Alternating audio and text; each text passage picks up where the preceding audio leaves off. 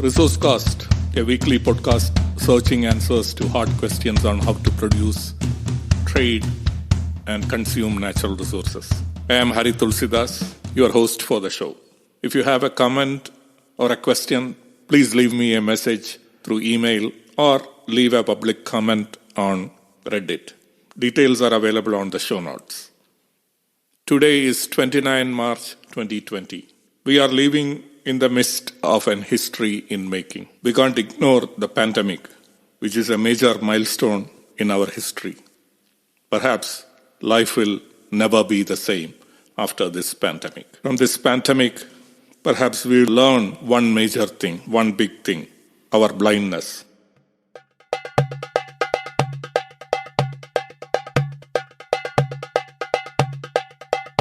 Previous episodes of ResourceCast talked about COVID-19 pandemic and how this could possibly end. Vaccines are the true last line of defense in any epidemic. And we have discussed how, as a global community, we were truly unprepared and grossly mismanaged in the management of this pandemic, mainly because there was no vaccines available. The SARS epidemic, which came in 2002, had initiated a vaccine development against coronavirus, but it was left halfway. Even if we had a vaccine which could be 50% effective, it would have made a major difference today. But unfortunately, we missed that. In last week's episode, we discussed how testing could make a difference. Testing is the second line of defense, or the middle line of defense we have against an epidemic. We are seeing that testing is not fast enough in going out to the population. And even in highly infected areas in Italy, Spain, or in other countries, testing has not progressed enough. This week, we will talk about the front line of defense. When neither a vaccine is ready or fast testing is available, what can we do to control the virus in the best way possible? There was a solution other than vaccines and testing available all along, but we abjectly missed it. Due to this deplorable missing of something that was very obvious, we have let a global tragedy to take countless lives and letting global economy in its worst recession ever. We have to remember this. We are blind to the obvious, and we are also blind to our blindness.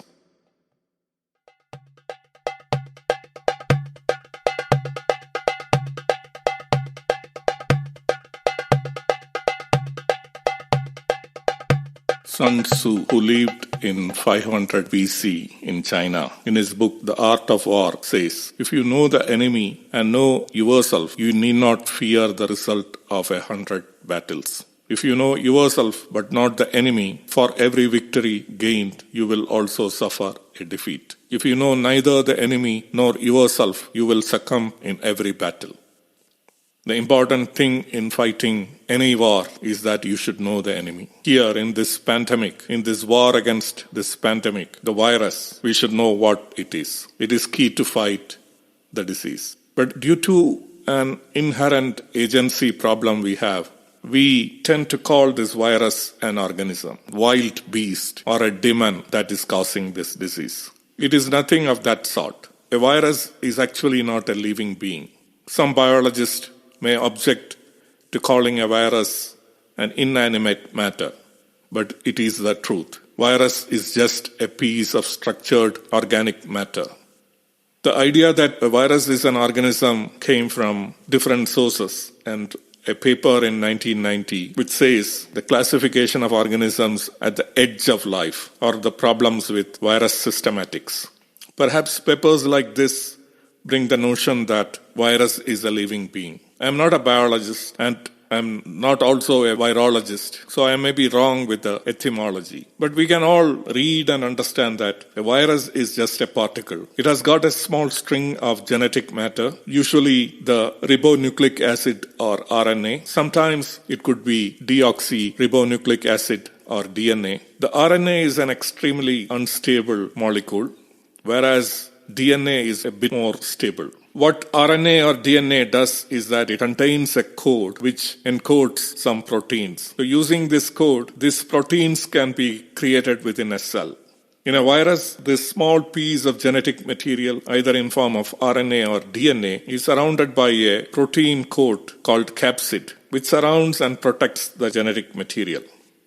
Some viruses also will have an outside envelope of fatty materials. And there will be some proteins in this envelope which functions to attach to living cells. All life in Earth is cell-based. If you have living organism, then essentially there has to be a cellular network in it. If it is a single-celled organism, there will be one cell. If it is a multicellular organism, there will be multiple group of cells. A cell has got the mechanism to produce energy, which is required for any organism to live. A virus on its own can do nothing. It has got no cell, it can't produce energy, it can replicate, and it can't evolve. All these things, producing energy, replication, evolution, they are the features of real living organism. A virus particle is an organic particle that can enter a living cell and change the behavior of the cell in such a way that virus particle can replicate itself. Many other inanimate matter, such as atoms and molecules, can invade a living cell and cause many disruptions and even destroy the cell itself. We don't call such toxic substances as living organisms. Similarly, a virus is also not a living organism. It is a toxic substance that can disrupt the normal functioning of a cell. The difference between a toxic metal or a toxic chemical and a virus material is that the virus has a blueprint, the genetic code, by which it can replicate itself and produce proteins that are required to assist with the replication process if it enters or attaches to a cell. Once it enters a cell or attaches itself to a cell, it can create multiple copies of itself through self-assembly. Because it has got this information code, the particle can also naturally evolve through the process of natural selection. This is a basic feature of organic compounds, and it has got nothing great in it. It can self-assemble to create more complex structures. This is something many organic compounds are capable of doing. If this organic structure is wedded to an information transcribing process, as in a nucleic acid, you have the basic unit of a virus. That on its own can't do anything. But attached to or getting inside a cell, it can make copies of itself. Being a piece of nucleic acid means that it can also evolve. The origin of such viral particles are also disputed by biologists. They could be once cells that regressed into the current form, or it could have been pieces of RNA or DNA that escaped from a living cell, or it could be that virus co-evolved with the earliest cells. In any case, viruses are nuisances. They are bits and pieces of organic matter that are found wherever other living beings are existing. But understanding a virus is essential in stopping it.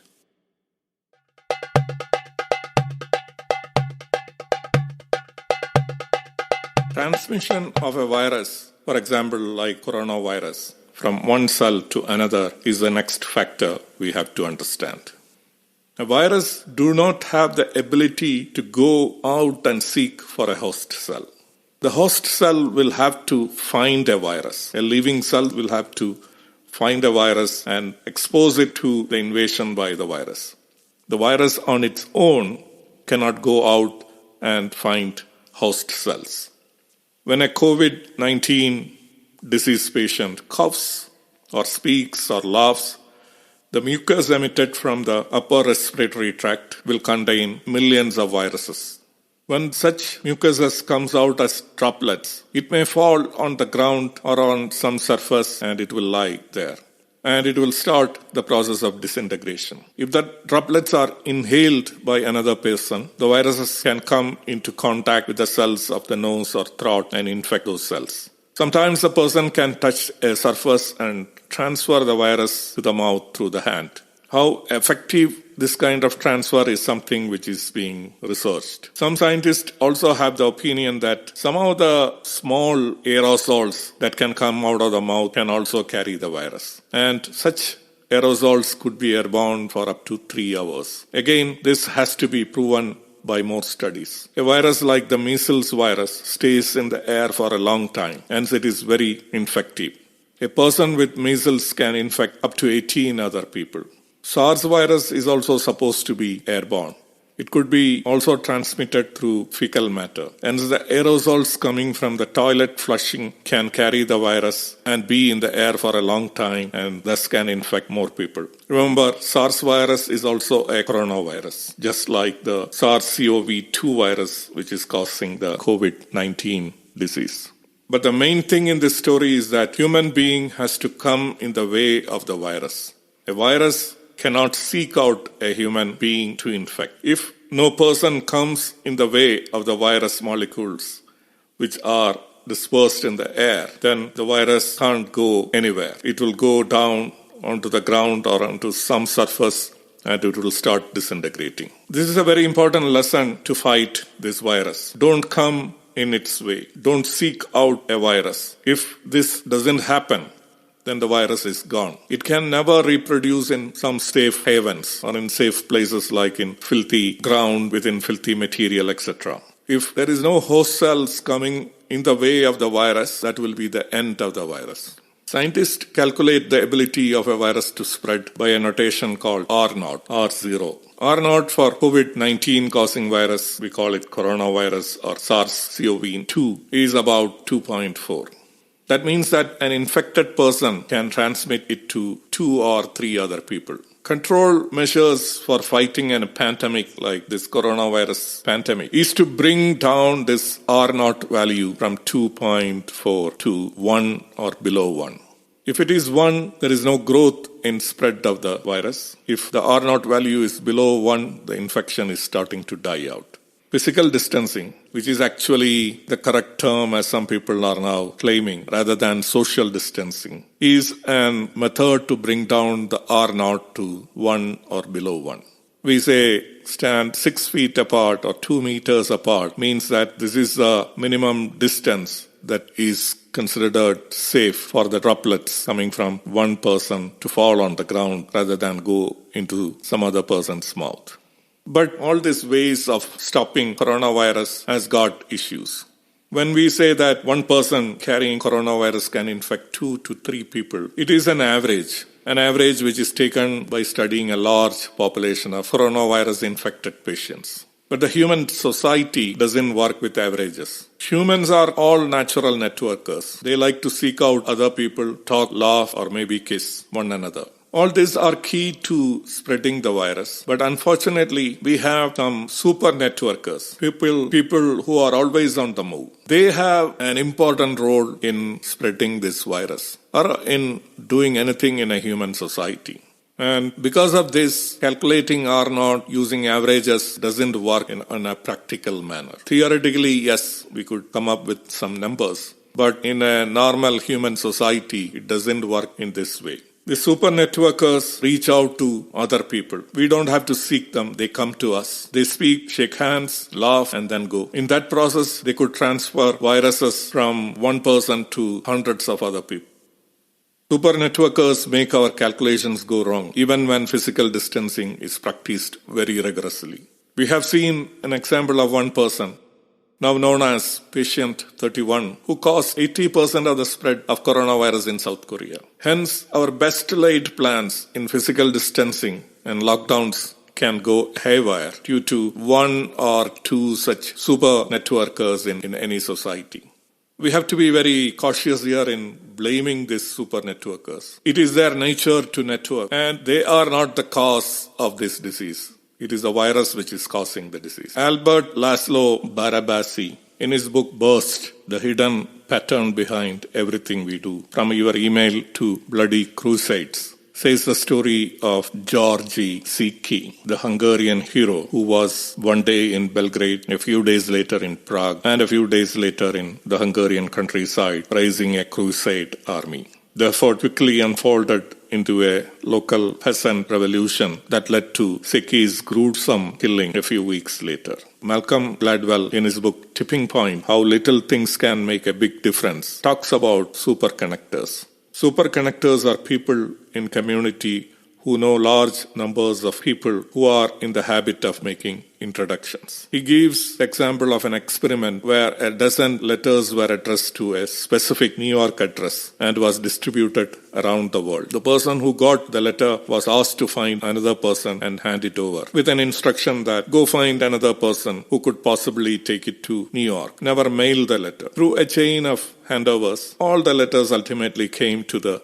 New York address and were handed over in person. But the amazing fact was that one person brought about half the letters to this New York address. We can see a super connector, a super networker here. Such people are there in all societies, and they make physical distancing often impossible to enforce. Maybe viruses exist because of such super connectors, not only in human beings, but also in the animal world. This is an area of organized complexity, which we have discussed in detail in the earlier episode of ResourceCast. The law of averages doesn't work here. If we have a number for R0, it is just a few individuals who contribute to this number. A vast majority of people who get a virus may not be spreading it to anyone else. We also have discussed that coronavirus pandemic is not just a seasonal flu. It is not like any other flu we normally see every year. Today it has affected almost every country in the world. Some people are concerned with poor countries like India, which they believe do not have a good healthcare system. They do not even have a primary healthcare system to fight this pandemic and are deeply worrying about countries like India or many of the other countries in Africa. Assuming that India is so backward that it doesn't even have a healthcare system, doesn't make it any more disadvantaged than the most prosperous country in the world. Take the example of United Kingdom. UK has about 1,000 spare intensive care beds. It has a total of 4,000 intensive care beds, but 3,000 normally will be occupied by other patients, and you have 1,000 to spare at any time. If this coronavirus has got a R0 of 2.4, we can see that 60% of the population will be affected if no measures are taken. So of the 80 million people in UK, 42 million will be infected. If at least 5% of the infected people need intensive care, that is 2.1 million patients. These are the numbers which will break any health system anywhere in the world, in any country, prosperous or poor. No country is prepared to face such an impact of a pandemic. The coronavirus, for one thing, enforces a democratic leveling. We have talked about the main line of defense: testing, contact tracing, isolation. This can effectively control the virus. But we today know that testing is in its infancy still and has not reached out to a large population infected in highly impacted countries like Italy, Iran, or the US now. We have got some good indications of fast test now coming up, the test which can give results in few minutes rather than waiting for days, which is practice rather than waiting for days for the results to come. Some of these testings may not be very perfect in the beginning, but things improve. We also learned that serological tests or blood test for antibodies is also coming. Now, antibodies are reaction our body makes to the virus infection. Such antibodies may take a few days to appear in our bloodstream, but once it has appeared, it will remain there for a long time. And these antibodies could be detected by very, very fast and cheap tests.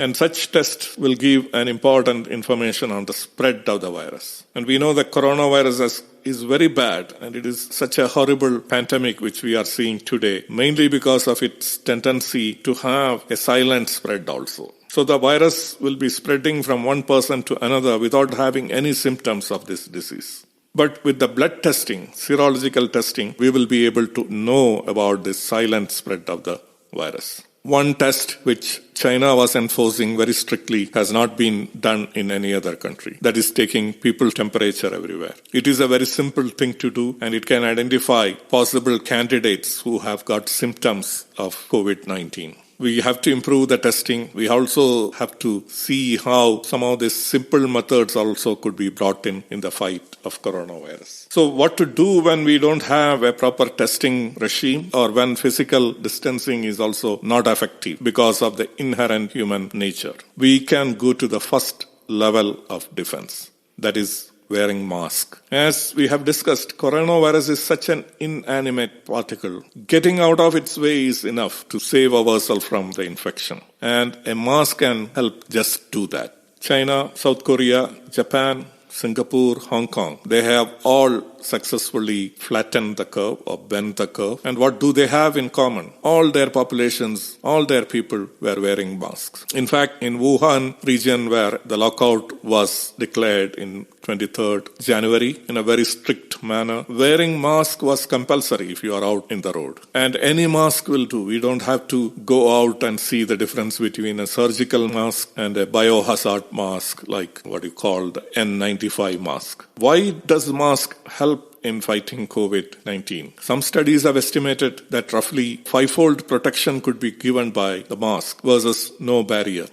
Some studies have contested this figure, but they have not said that there is no advantage in wearing a mask. If you are likely to be in close contact with someone infected, a mask is definitely required. If you are also showing symptoms of coronavirus, then also a mask is definitely required. Masks are crucial to health and social care workers looking after patients and also recommended for family members who need to care for someone who is ill. Ideally, both patient and the carer should be wearing a mask. Chinese scientists are saying that not wearing mask to protect against coronavirus in other countries is a big mistake. This virus is transmitted by droplets and close contact. Droplets play an important role in spreading the virus. If you wear a mask, you can always prevent the droplets coming into your mouth. Many people have asymptomatic or pre-symptomatic infections.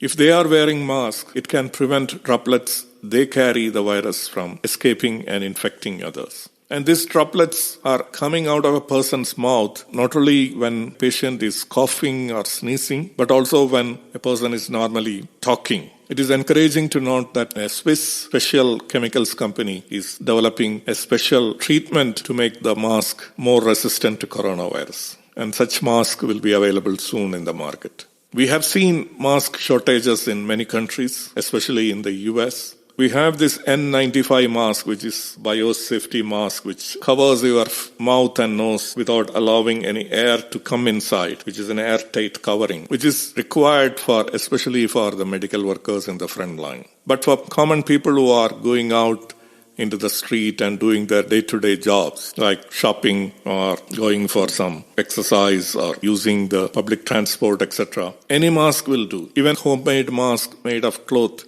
will do. It will be a big protection against this virus. If you want proper masks, there are hundreds of industries in any countries who can repurpose their facilities to make the mask. Just like we have many industrial facilities, including automobile makers, repurposing their facilities to make ventilators, masks can be made easily by many industries.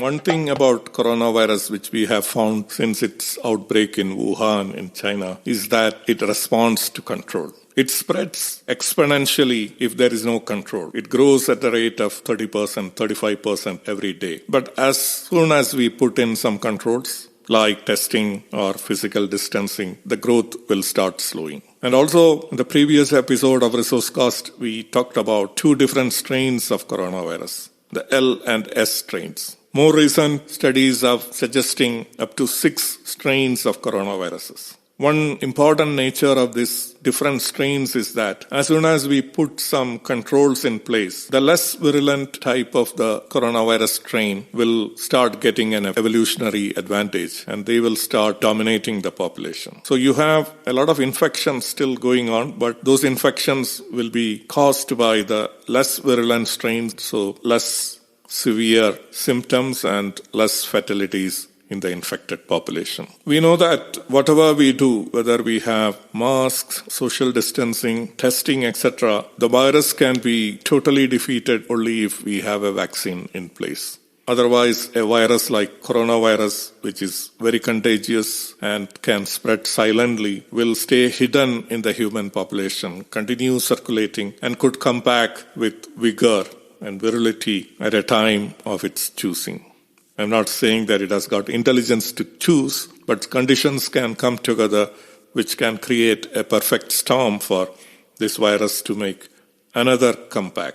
Therefore, developing vaccines is very essential. It normally takes a decade or more to develop a vaccine. We have seen the case of Zika vaccine, which was announced 5 years ago, but till date we have not developed a vaccine against Zika. Recently, that is in December 2019, a vaccine for Ebola virus was approved, and it took more than 2 decades for this vaccine to be developed and made available. We tried to develop a vaccine for SARS in 2002, but the whole effort was discontinued in 2003 when SARS patients started dwindling.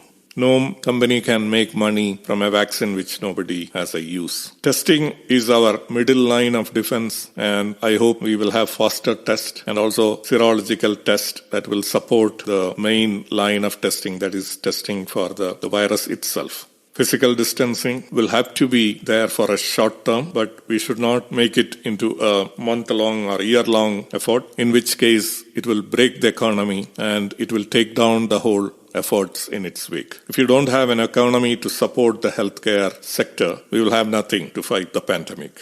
But I think we can make a big impact by compulsorily using masks and also some of the pre-existing drugs which could have an impact on some of the patients. And we can hope to have a vaccine sometime soon. But it will be very difficult to have a vaccine within 18 months, as some people claim, 12 to 18 months, which will be a miracle. The most realistic time frame within which we can have a vaccine is about 3 years. So we will have to continue with efforts which are linked to masks and drugs and testing for some time before we could get into a vaccine. I will like to conclude this going back once more to Malcolm Gladwell's quote from his book Tipping Point. He says, "Epidemics are sensitive to conditions and circumstances of the times and places in which they occur." Virus is an inanimate organic material. It is highly sensitive to the circumstances of the times and places in which it occurs. It can only spread in a population which is behaving in a particular manner. If by chance the behavior of the population changes drastically, such as wearing masks all the time or having testing and isolations enforced strictly, then the growth of the virus can be checked. So this pandemic need not to be a long-term battle. It could be fought very easily and concluded soon if we can get rid of our blindness towards certain things. I will stop here for this episode. We will be back next week, hopefully with more good news on the pandemic. Hopefully with some good news on the efforts to fight this pandemic. Thank you for listening and goodbye.